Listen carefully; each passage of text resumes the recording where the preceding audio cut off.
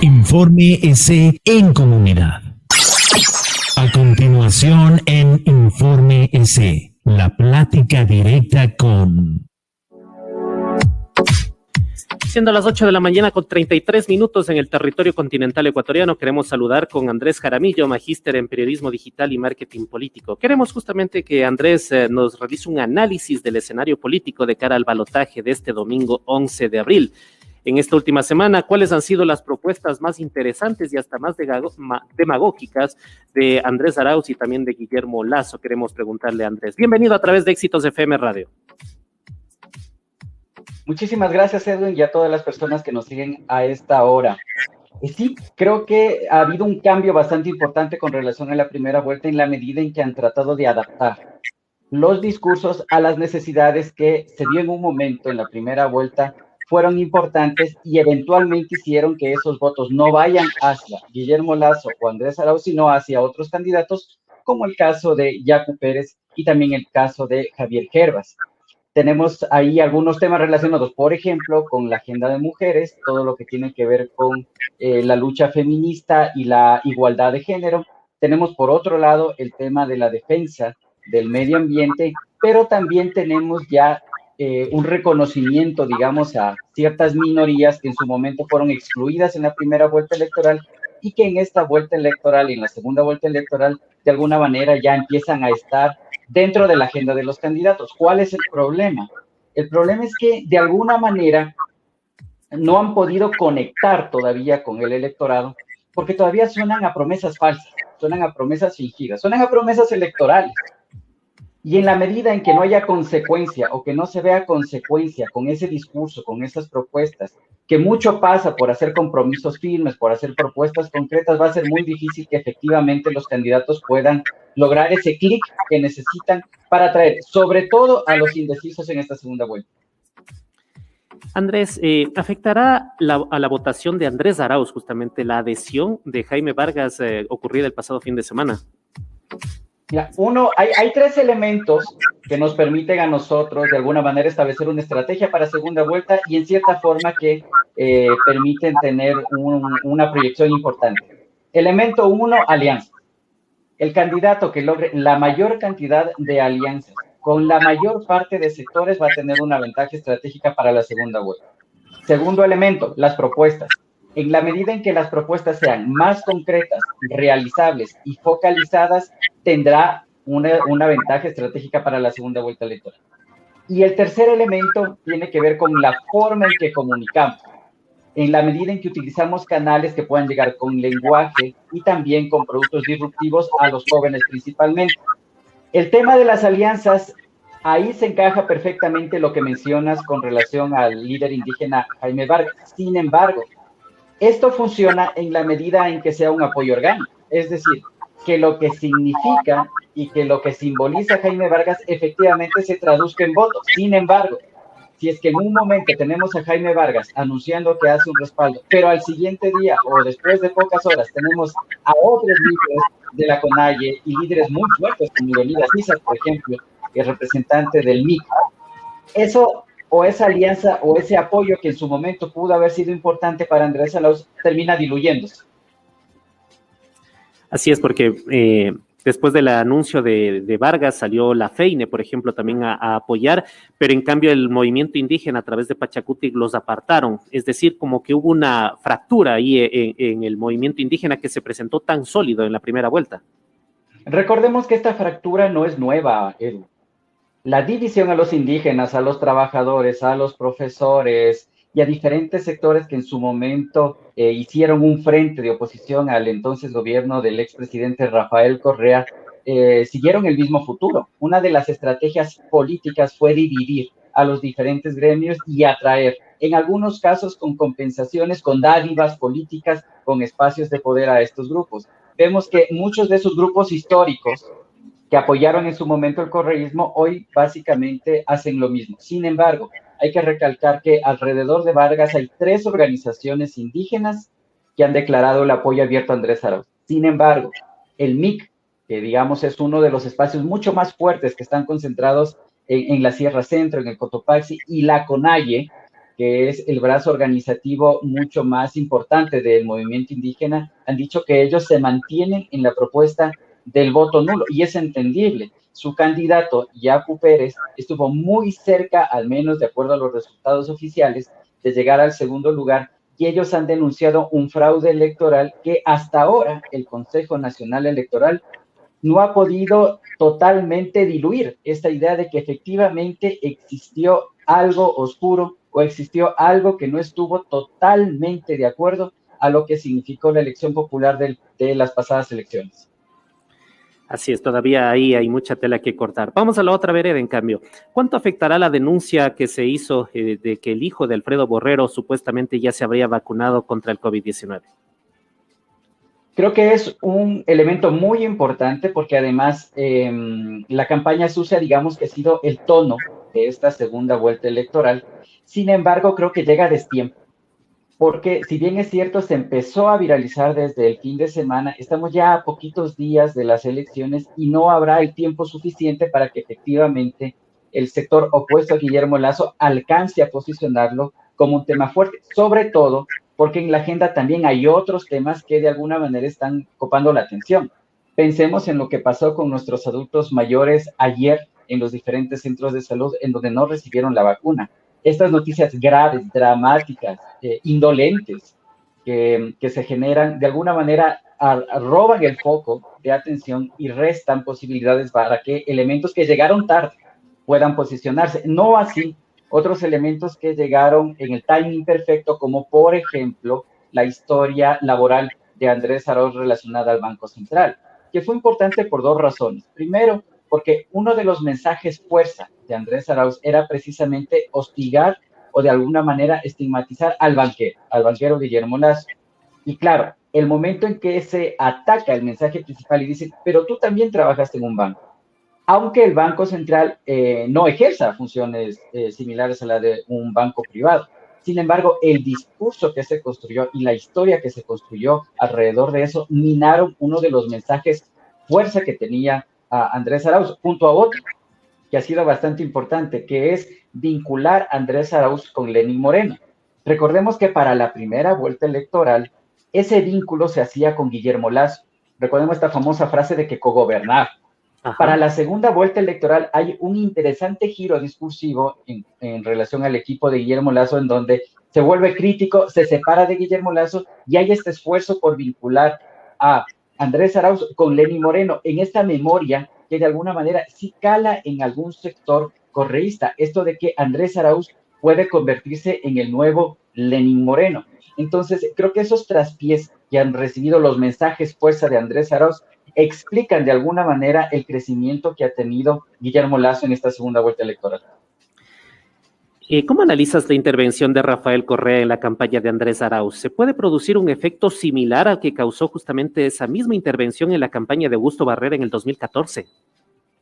La mayor fortaleza y la mayor debilidad que tiene el candidato Andrés Arauz se llama Rafael Correa, porque el expresidente es capaz de polarizar el electorado. Hay una relación con su electorado de fanatismo, igual que con un equipo de fútbol, en donde no se permite medias tintas. O estás o no estás, o eres hincha o no eres hincha. ¿Y por qué digo que es una fortaleza? Porque precisamente ese voto duro, más del 30%, le permitió a Andrés Arauz llegar a la primera vuelta. Sin embargo, en la segunda vuelta electoral, la prioridad no es ese voto duro. La prioridad son los indecisos, y son indecisos que no están dispuestos a irse por los extremos. Y por eso se convierte también en una debilidad. Andrés Arauz ha hecho un gran esfuerzo también por desmarcarse de la sombra de Rafael Correa en la segunda vuelta electoral. Sin embargo, esto ha provocado un efecto negativo en el sentido de que Andrés Arauz tiene poco capital político individual. Hasta el inicio de estas elecciones, el país ni siquiera sabía quién era Andrés Arauz. Y lo conocieron precisamente por la fuerza del correísmo y la sombra del expresidente. Al quitarse esa sombra para tratar de atraer a los indecisos y a las personas que no quieren irse por los extremos, también se está desvinculando del principal capital político que tenía de su campaña. Y esto de que esté interviniendo, porque, por ejemplo, en esta semana el expresidente publicó un video de sátira de Guillermo Lasso y con hablando del estado bancario, de que siempre se está apropiando de los dineros, y después lo bajó al video, pero sin embargo hubo gente que capturó ese video para presentarlo como campaña sucia. ¿Crees que justamente ahí fue como un gol en contra, como un autogol que se hizo Rafael Correa contra su propio candidato? Ambas campañas han cometido varios errores en esta segunda vuelta electoral. Por ejemplo, tú mencionas precisamente esto de borrar tweets, de borrar mensajes, que también le ocurrió a Andrés Arauz cuando se dio precisamente el apoyo de los indígenas. Y claro, esas contradicciones, hace que se vean a los candidatos como timoratos. Y eso de alguna forma preocupa a sus electores. Recordemos que de alguna manera la estrategia para la segunda vuelta electoral era que Rafael Correa sostenga el voto duro, le hable a los correístas y pueda de alguna forma mantener esa fidelización, mientras Andrés Arauz se dedicaba a tratar de vincular o sumar a su campaña a las otras fuerzas que no son tan proclives o que no son tan fanáticas de Rafael Correa, pero que eventualmente están abiertas o estarían abiertas para poder votar. En ese juego, en esos dos caminos que han decidido transitar ambos, creo que ha habido una desconexión que finalmente le está pasando una factura alta a la campaña electoral. Recordemos que en la primera vuelta electoral, Andrés Arauz utilizó esta imagen de Correa en toda su simbología, en sus carteles, en sus afiches. Para la segunda vuelta electoral se saca la imagen de Correa y se incluye este nuevo logo, esta suerte de montañas naranjas que se han incluido. El problema en marketing político, mi estimado Edwin, es que hay muy poco tiempo para posicionar un símbolo nuevo, un símbolo desconocido. Y por otro lado, como decía, Andrés Arauz tiene muy poco capital político personal. Entonces, en este esfuerzo por dividir caminos para tratar de atraer más votos, creo que cometieron estos errores que sin duda explican lo que ha pasado con Guillermo Lasso. Pero también hay un elemento importante, no solamente son los errores de la campaña de Arauz, creo que también son los aciertos de la campaña de Guillermo Lasso, porque por un lado Guillermo Lasso lo que ha hecho es, primero, plantear un mensaje diferente para la segunda vuelta electoral. Él dice, encontrémonos Ecuador, que es un mensaje esperanzador, positivo, directo, simple, versus un mensaje repetido de Andrés Arauz, porque Andrés Arauz no pudo tener un mensaje fuerte diferente para la segunda campaña electoral. Se sigue hablando de recuperar el futuro, se sigue O el hablando de país y la banca, o el país y la banca, ¿no? o el país o la banca, pero no hay un mensaje que pueda tener esta fuerza que sí la tiene la campaña de Guillermo Lasso. Pero otro elemento, siento que aunque Guillermo Lasso le lleva más años a Andrés Arauz, ha sabido conectar mejor con las redes emergentes, con este toque de humor, con este toque de ironía, sin apelar a lo burdo, sin apelar al mal chiste, como sí lo ha hecho la campaña de Andrés Arauz, sin apelar a este discurso más violento. Creo que en ese sentido ha sido más estratégico Guillermo Lasso, e insisto, eso explica el por qué Guillermo Lasso ha ganado terreno en la segunda vuelta electoral. Que eso le vaya a alcanzar para ganar es otra cosa. Y eso solo se sabrá el domingo, mi querido. Así es. Andrés, ¿cómo has analizado el tema de las redes sociales, que parece que es un territorio que está fuera del dominio del CNE? Precisamente ayer Omar Maluk publicó en su cuenta cuál sería el posible triunfador del balotaje y da al candidato correísta 7 puntos sobre el candidato presidenciable de Creo. Como analista en marketing político, ¿crees que se debe tener mayor control en redes sociales porque hay una inversión importante en promoción en estas plataformas? Edwin, las redes sociales son como cualquier instrumento. Si es que uno tiene un cuchillo, uno lo puede utilizar para cocinar o para herir a alguien. Las redes sociales juegan un papel muy similar. Son un instrumento, depende de quién las use. Es decir, el problema no son las redes sociales, ni la plataforma, ni cuántos o menos controles hay. Más bien, lo que se debería apuntar es hacer una pedagogía, una formación, una capacitación informal a los lectores para que puedan procesar la cantidad de fake news, la cantidad de mentiras que circulan por las redes sociales, para que sepan cuál es la receta para efectivamente blindarse contra esas falsedades. Uno, verifica la fuente. Dos, no quedarse solamente con el título, leer lo que le mandan antes de compartirlo. Tres, contextualizar, porque muchas veces llega datos o información que no es actual, que es del pasado, pero que lo hacen pasar como actual.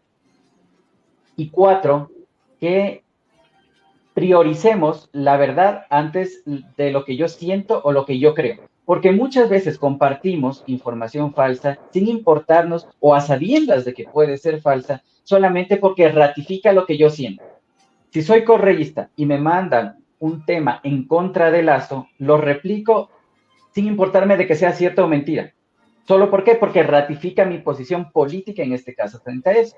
Entonces, más bien, en lugar del control, más bien hagamos pedagogía con la ciudadanía y hagamos campañas serias para efectivamente poderle dar las herramientas para que el lector pueda discernir entre lo falso y lo verdadero. Porque las noticias falsas seguirán ocurriendo, serán cada vez más intensas, tendrán más volumen, mejores argumentos, serán mejor trabajadas incluso en cuanto a los formatos. Es un fenómeno inminente que no se va a poder controlar por la misma lógica de las redes sociales. Por tanto, mejor preocupémonos de esta formación ciudadana digital, esta formación cívica, digital, política que nos permita blindarnos frente a este fenómeno. Sí, lastimosamente en esta sociedad de la información que estamos viviendo, como que nos hemos acostumbrado a consumir más memes que consumir información verificada. Absolutamente. Fíjate que Facebook acaba de informar que en el Ecuador ha tenido que dar de baja a 390 cuentas falsas que desde otros países como España o Argentina han intervenido o han tratado de intervenir directamente en la campaña ecuatoriana, haciendo Incluso de esta ofensas. industria de like, ¿no? De Bangladesh. Exactamente, haciendo ofensas, creando insultos, creando memes, para tratar de restar o de minar los votos de los otros candidatos. Pero quizás aquí, Edwin, sí vale la pena hacer una diferenciación importante entre la campaña sucia y la campaña de contraste. La campaña sucia se basa en mentiras, en falsedad, es burda, tiene un lenguaje violento, incita al odio. La campaña de contraste, por su parte, que es un recurso legítimo del marketing político, se basa en la verdad, en las debilidades del otro candidato y en voceros creíbles. Creo que en este sentido también ha sido importante quienes han estado hablando en nombre de Arauz y también en nombre de Lazo. Creo que Lazo ha tenido ha sido asertivo al elegir a sus voceros creíbles. Poner activistas, poner a jóvenes destacados en las redes, poner a personas que han sido destacadas por sus luchas dentro de la comunidad LGBTI, dentro del grupo feminista, dentro de los artistas, es decir, todo un sector que tiene una reputación. Es decir, en la segunda vuelta electoral no vemos solamente a Lazo hablando de Lazo, vemos a un escuadrón de voceros creíbles que está hablando sobre, cosa que no ha podido hacerse con la campaña de Andrés Arauz, en donde básicamente es él la figura que de alguna manera está destacando. Y otro elemento importante que de alguna manera ha sido fundamental en la campaña de Arauz es este ambiente de triunfalismo. Si uno recorre las provincias y ve lo que está pasando con la organización de la campaña del candidato Andrés Arauz, vemos que hay mucha gente en provincias, sus candidatos, los asambleístas, las personas que lograron una curul, que están más preocupados de ver a quién ponen en qué cargo de las provincias que de la campaña electoral. Entonces, de alguna forma, estas estructuras han abandonado al candidato Arauz, se han activado solamente cuando llega de visita a las provincias, insisto, porque están más preocupadas de los cargos, de lo que van a hacer en la asamblea, de la organización de su perfil en la provincia, que de hacer campaña política. Yo creo que esto también va a ser muy importante el domingo cuando se vea quién será el presidente de los ecuatorianos. Perfecto, Andrés. Gracias por tu tiempo, por tus conceptos. Muy interesante este diálogo para saber el panorama que hemos enfrentado justamente en estos días de campaña que justamente hoy terminan y viene ya un silencio electoral con miras al balotaje del próximo domingo. Gracias, Andrés, por estos minutos y sobre todo por la deferencia que tienes con Éxitos de FM Radio. Al contrario, a ustedes muchísimas gracias. Solamente un mensaje final, si me lo permites, Edwin. Claro. Hay tres elementos que quizás son fundamentales a la hora de decidir por quién se va a votar. Uno tiene que ver con las propuestas del candidato. ¿Qué tan reales son estas propuestas? Dos, tiene que ver con la historia del candidato. ¿Cuál es su trayectoria? ¿Qué ha hecho en el pasado? Y tres, tiene que ver con el equipo que acompaña al candidato. quiénes son finalmente los que le están hablando al oído y de alguna forma serán influyentes en las decisiones que tomen. De la respuesta de esas tres interrogantes, seguramente los ciudadanos, las ciudadanas van a poder tener mayores elementos para poder decidir con conciencia este domingo, porque estas elecciones serán, Edwin, quizá las más importantes que hayamos tenido en los últimos tiempos. Gracias, Andrés, por estos minutos y por la deferencia de siempre con Éxitos FM Radio. ¿Eh? Muy amable, un lindo resto de día a todos y todas. Gracias. Vamos a continuar con más información.